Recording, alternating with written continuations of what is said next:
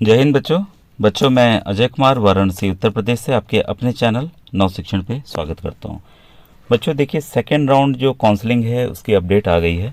तो आइए हम लोग बारीकी से समझें, एक एक पॉइंट समझें। देखिए, फर्स्ट राउंड में कई बच्चों ने थोड़ी सी जल्दबाजी दिखा दी और स्कूल्स का सिलेक्शन अपने मन से कहीं पे भी कुछ भी कर दिया। जैसे जो मेन एक समस्या आई बच्चों कि कई बच्चों ने डीपीएस सेलेक्ट किया, तो डीपीएस कहाँ का था उसमें जिक्र ही नहीं था। तो आपने कुछ सोचा समझा नहीं, कई जगह के एड्रेस दिए हुए थे, राज्य के या उसके डिस्ट्रिक्ट के एड्रेस दिए हुए थे, तो उसको ही आपको सेलेक्ट करना चाहिए था। ऐसे ही कई गलतियां हुई। तो इस बार आप विशेष ध्यान रखेंगे और पूरा वीडियो देखिए, पूरा वीडियो ध्यान से सुनिएगा, क्योंकि कई इंपॉर्टेंट चीज़ें मैं आपको बीच में और कुछ चीज़ें अंत में भी दिखाने जा रहा हूँ। क्योंकि इस पीडीएफ के बाद एक दूसरा पीडीएफ है जिसमें कुछ इंपॉर्टेंट पॉइंट्स है, मैं आपको बताऊँगा, दिखाऊँगा। ठीक है। तो ये आपको पता है बच्चों की श्रेष्ठा स्कीम जो है वो अनुसूचित जाति जो एससी वर्ग के बच्चे हैं वो दिए हैं। अब जो भी बच्चे इस समय क्लास 8th में पढ़ रहे हैं वो दो एग्ज़ाम की तैयारी कर सकते हैं। एक तो है NMMS national means cup merit scholarship, और साथ ही साथ आप श्रेष्ठा की भी तैयारी कीजिए जो अनुसूचित जाति वर्ग के बच्चे हैं। और PMSSB OBC वर्ग और जनरल वर्ग के बच्चे कर सकते हैं। तो उसके भी वीडियोज़ पड़े हुए हैं और उसका जो व्हाट्सएप ग्रुप का लिंक है डिस्क्रिप्शन में मिल जाएगा।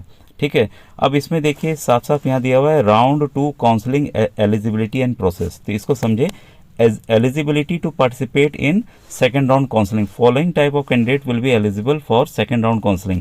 कौन कौन पार्टिसिपेट कर सकता है, आइए इसको विधिवत हम लोग समझते हैं।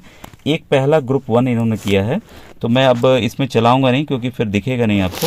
No seat allotted in round 1, किसी वजह से भी आपको राउंड 1 में सीट अलॉट नहीं हुई। ठीक है। तो पहला ग्रुप ये है, तो इसको समझे। Eligible candidates who have not been allotted any seat in round 1 will be permitted to fill the fresh choices or modify their submitted choices if any. Following type of candidate will be considered in the group.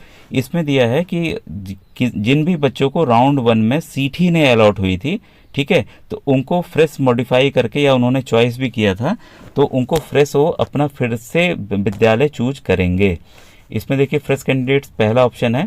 Eligible candidates who did not register in round 1, जिन्होंने registration गलती से पता ही नहीं चला, result आया कुछ भी या किसी वजह से नहीं कर पाए राउंड 1 में, तो वो अपना कर सकते थे। इनको फ्रेश कैंडिडेट माना गया, मतलब ताज़ा कैंडिडेट माना गया है कि इन्होंने पहले राउंड में पार्टिसिपेट नहीं किया, अब सेकंड राउंड में लेकिन डायरेक्ट करना चाह रहे हैं, उन्होंने मन बना लिया। कई होता है ना, बोलते हैं नहीं नहीं हम घर के स्कूल में पढ़ेंगे, बगल के हम दूर नहीं जाएंगे, अच्छे स्कूल बड़े स्कूल या अंग्रेजी वाले में नहीं जाएंगे। अब लेकिन मन बदल गया अपने दोस्तों का देख के, तो वो बच्चे कर सकते हैं।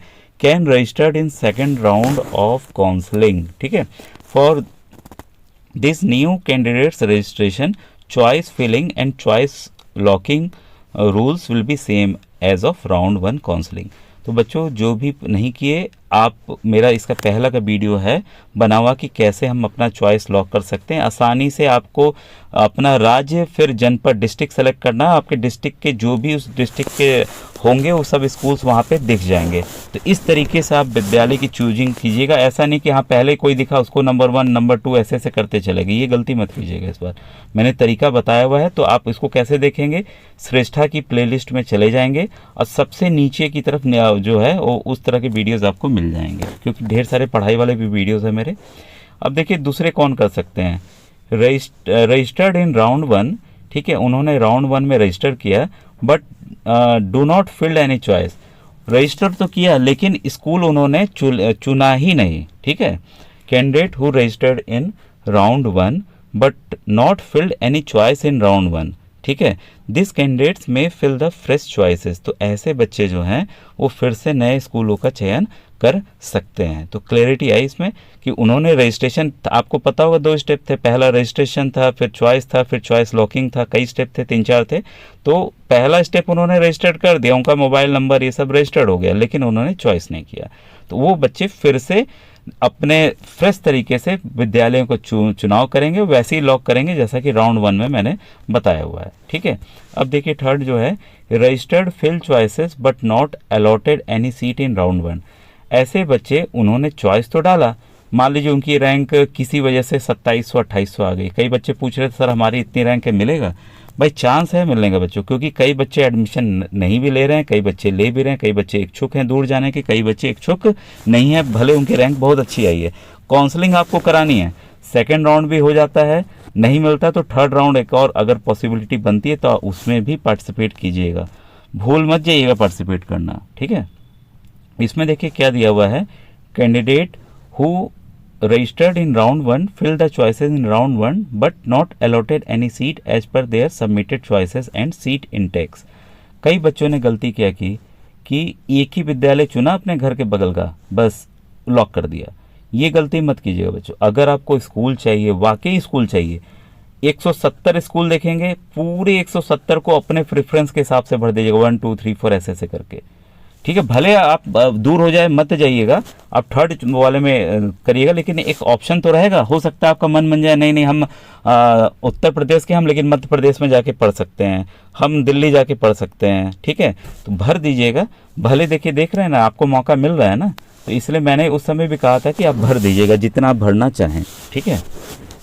इसके बाद है देखिए राउंड 2 लॉगिन कैसे करना है, ठीक है। These candidates will give the consent to fill the fresh choices and they will be allowed to fill fresh choices.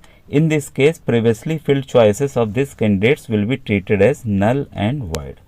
इसका मतलब ये हुआ कि इन जो ड्यूरिंग लॉगिन, जब आप राउंड 2 के लॉगिन करेंगे, ठीक है, तो उनको एक अपना कंसेंट देना होगा। क्या कंसेंट देना होगा, मतलब अपना इजाज़त देनी होगी कि हमें कोई समस्या नहीं है, जो हमने पहली बार फिल चॉइस किया था वो हमारा उसको 0 माना जाए। 0 मतलब कि अगर हमने कुछ भी 1 से 10 तक विद्यालय चुने थे, हम उस क्रम को फॉलो नहीं करेंगे, हम अपना फिर से भरेंगे। पुराने वाले को हम आपको अधिकार दे रहे हैं कि हमारा वो 0 माना जाए। तो इस तरह का कंसेंट उस पर होगा, तो मेरे ख्याल से टिक करना होगा आपको बस। तो मैं देखता हूँ कैसे, उसको बता दूंगा तरीका नेक्स्ट वीडियो में, ठीक है। जैसे चॉइस फिलिंग तो कल या परसों से होगी, तो उसको मैं बता दूंगा, ठीक है। Those candidates will not give the consent, their previously filled choices will be considered in round 2। ये भी ध्यान रखिए कि अगर, क्योंकि आपको मान लीजिए किसी कारणवश राउंड 1 में मिला ही नहीं, ठीक है, तो वही विद्यालय आप करते ही नहीं है पार्टिसिपेट, वही विद्यालय छोड़े रखते हैं, तो उन्हीं विद्यालयों को राउंड 2 में कंसिडर कर लिया जाएगा। अभी देख रहे होंगे कई तरह के समाचार आ रहे हैं कि कुछ विद्यालय आसानी से एडमिशन ले रहे हैं, कुछ विद्यालय बहुत ही अच्छा है, वहाँ के स्टाफ बहुत अच्छा है, तो आपके दोस्तों से आपको न्यूज़ मिल रही होगी, तो भाई आप अपना ऊपर नीचे विद्यालय करना चाहेंगे ना, तो उस आधार पे आप कर लीजिएगा, ठीक है।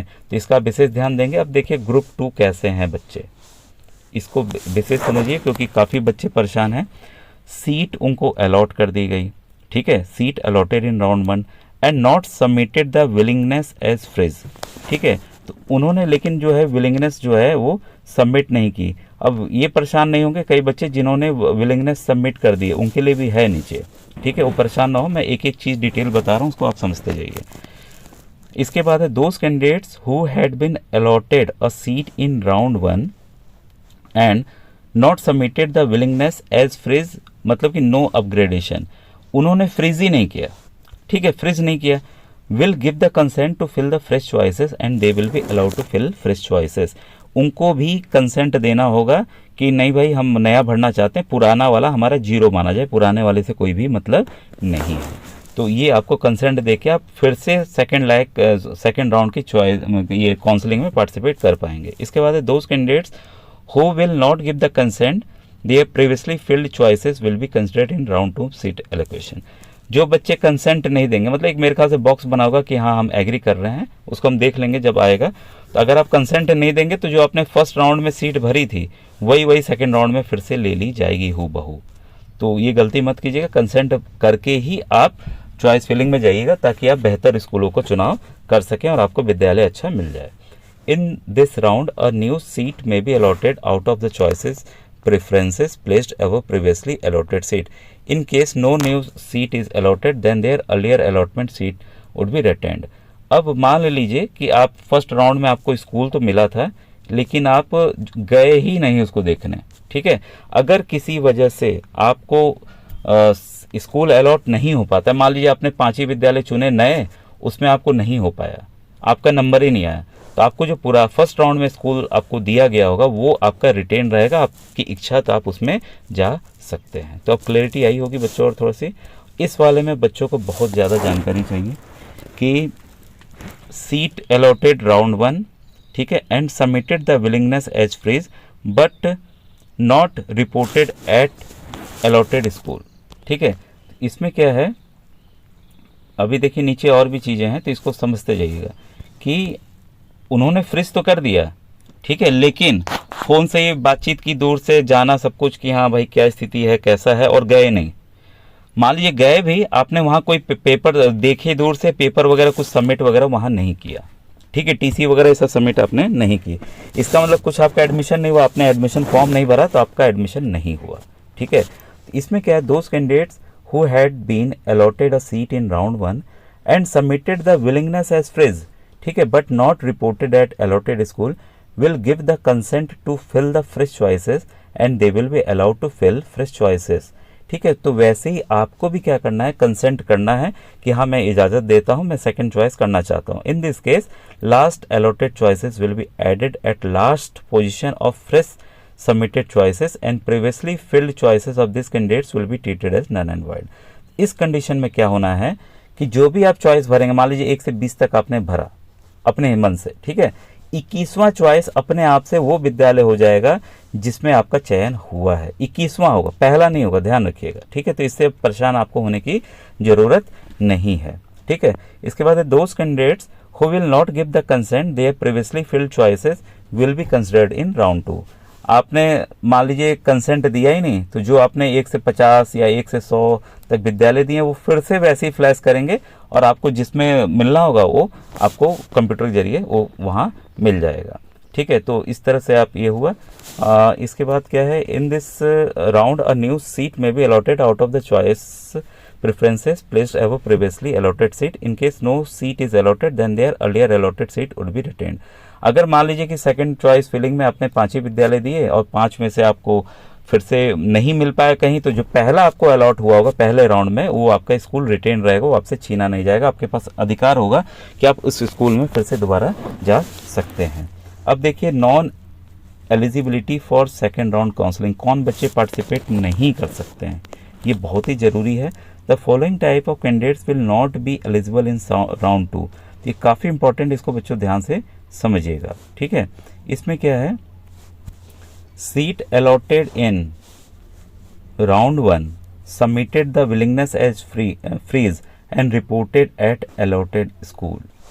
आपने रिपोर्ट किया, मतलब और यहाँ देखिए those candidates who reported at allotted school after submitting the willingness will not be allowed to submit fresh choices or modify their previously submitted choices. Their earlier allotted seat would be retained.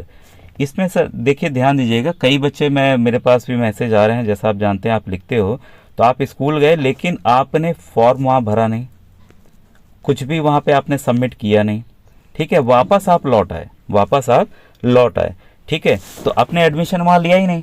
जब admission नहीं लिए हैं तो उस case में आप यही फिर से आप अपना फ्रेश चॉइस भर सकते हैं, और अगर आप नहीं भी भरते हैं तो आपकी ये जो पहली बार सीट मिली है वो आपको रिटेन रहेगी वहाँ पर। ठीक है, अब ये देखिए बच्चों ये पूरा था। अब एक और मैं पीडीएफ आपको दिखाने जा रहा हूँ। ये बच्चों वो पत्र है जो स्टार्टिंग में स्कूलों को दिया गया था सभी प्रिंसिपल्स को कि इस स्कीम में जुड़ने के लिए। ठीक है, तो इसकी जो मेन बातें हैं वो मैं आपको दिखा दूं। ये बच्चों वो लेटर है जो स्कूलों को भेजा गया था। कई बच्चे अभी भी सीट्स को लेके पूछ रहे थे, तो ये देखिए आपके सामने सीट्स हैं। क्लास 9th के लिए 2500 हैं, और ये देखिए 2023-24 चल रहा है ना, ठीक है, और ये 500 हैं आपके 11 के लिए। ठीक है, तो ये आप देख सकते हैं कि जो भी मैं सीट्स बताया हूँ वो ऑफिशियल है, अपने मन से मैंने कुछ भी यहाँ नहीं बताया है। ठीक है, अब ये देखिए यहाँ पर हाँ कई बातें आ रही थी, स्कूल सुनने में आ रहा था कि भाई हम लोग को पैसे कब मिलेंगे। तो देखिए the fee for the student covering the school fees including tuition fee and hostel fee including mess charges would be released directly to the school by ministry within 30 days from the date of confirmation of admission on the IT portal। स्कूलों को क्या करना है कि IT portal पर अपने जवाब देने हैं, ठीक है, जिसमें वो बताएंगे कि हमने बच्चों का एडमिशन ले लिया है, ट्यूशन फ़ी और हॉस्टल फ़ी और जिसमें खाना भी शामिल है, ठीक है, उसका चार्ज वो लोग जो पर बच्चा बच्चों 1 लाख रुपए मिलना है तो उनके खाते में 30 दिन के अंदर आ जाएगा। उनको रिपोर्ट करनी है तो उनके पास ये पैसे आ जाएंगे। ठीक है, और दूसरी बात देखिए कुछ इंपॉर्टेंट था ब्रिज कोर्स के लिए। ठीक है, अब देखिए यहाँ ब्रिज कोर्स का है, जो भी बच्चे कमज़ोर हैं जिनको भाई जा रहे हैं मैक्सिमम हिंदी मीडियम के बच्चे हैं तो उनको दिक्कत आएगी, तो उनके लिए क्या करना है, देखिए उनके लिए क्या नियम है। To ensure that the SC students to admitted can catch up with the rest of the class, a bridge course may be conducted by the school covering the topics given in annexure 1। तो इसमें यह कहा गया है कि अन्य बच्चों के साथ मतलब वो अपने आप को भाई कमज़ोर ना समझे, उनको मजबूत और बनाने के लिए, उनको तेज बनाने के लिए स्कूल को ब्रिज कोर्स कराना है, ठीक है। The bridge course should be conducted outside the school hours. Bridge course जो है स्कूल का जो पढ़ाई का घंटा उसके बाद होगा, after identifying the individual academic requirement. जिस भी बच्चे की, मान लीजिए कोई बच्चा गणित में कमज़ोर है तो गणित पर ध्यान देना है, कोई अंग्रेजी में कमज़ोर है तो अंग्रेजी में ध्यान देना है, तो इस तरीके से करना है।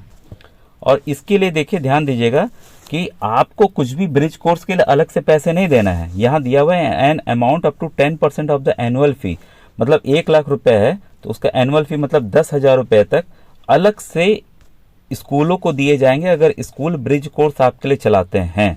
तो देखिए पर बच्चा यहाँ पे अप टू लिखा है, मतलब कहीं भाई जब कम हुआ जोर तो स्कूल को 8,000 भी दे सकते हैं प्रति बच्चा, इस हिसाब से होगा। और देखिए अगर आप नहीं सीख पाते हैं 3 महीने में तो इसको 3 महीना और बढ़ाया जा सकता है एज पर द रिक्वायरमेंट। तो ये देखिए कुछ इंपॉर्टेंट पॉइंट्स थी, ठीक है। अब देखिए the scholarship for the student will cover the school fee, school fee करेगा जिसमें कि ट्यूशन फी है, हॉस्टल फी करेगा, इंक्लूडिंग मेस चार्ज, मतलब खाना पीने के चार्जेस शामिल हैं। अब कितने कितने पैसे मिल रहे हैं ये आप देख लीजिए, आपके सामने हैं।